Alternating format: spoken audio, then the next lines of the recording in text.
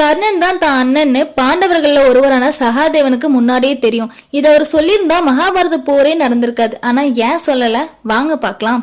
பாண்டவர்களோட தந்தை இறக்க போறதுக்கு முன்னாடி தான் இறந்ததுக்கு அப்புறம் அவரோட உடலை 5 பேரையும் சாப்பிட சொல்றாரு. அவர் இறந்ததும் 5 பேரும் சாப்பிட தயாராகிறாங்க. அங்க வந்த கிருஷ்ணர் இதை பார்த்துட்டு, என்ன பண்றீங்க, இது பெரிய மூடத்தனம், யாராச்சும் பிணத்தை சாப்பிடுவாங்களா, இது பெரும் பாவம்னு சொல்றாரு. வாங்க இந்த உடலை தகனம் பண்ணலாம், போய் விறகு கட்டி எடுத்துட்டு வரலான்னு கூட்டிட்டு போறாங்க. ஆனா சகாதேவனை மட்டும் பிணத்துக்கு காவலா நிக்க சொல்லிட்டு போறாரு. அப்ப சகாதேவனுக்கு தன் தந்தை சொல்ல தட்ட பிடிக்கல. அதனால அவர் தந்தை சொன்ன மாதிரியே ஒரு சுண்டு விரலை மட்டும் அவர் எடுத்து சாப்பிடுறாரு.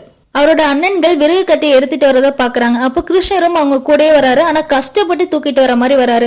ஆனா அவரோட விறகு கட்டை தலையில படவே இல்லை. இத பார்த்ததும் சகாதேவன் அதிர்ச்சியாய் கிருஷ்ணர் கிட்ட கேக்குறாரு. அப்போ கிருஷ்ணருக்கு தெரிஞ்சிருச்சு சகாதேவன் பாண்டுவோட உடலை சாப்பிட்டாருன்னு. அவரோட தந்தை உடலை சாப்பிட்டங்காட்டி அவருக்கு முக்காலமும் அறிய சக்தி கிடைக்குது. கிருஷ்ணர் சகாதேவனை கூப்பிட்டு, நீ நடக்க போறது முன்னாடியே யார்கிட்டயாச்சும் சொன்னா உன் தலை வெடிச்சிரும்னு சொல்றாரு. உங்களுக்கு பாண்டவர்கள்ல யார ரொம்ப பிடிக்கும், கமெண்ட் பண்ணுங்க.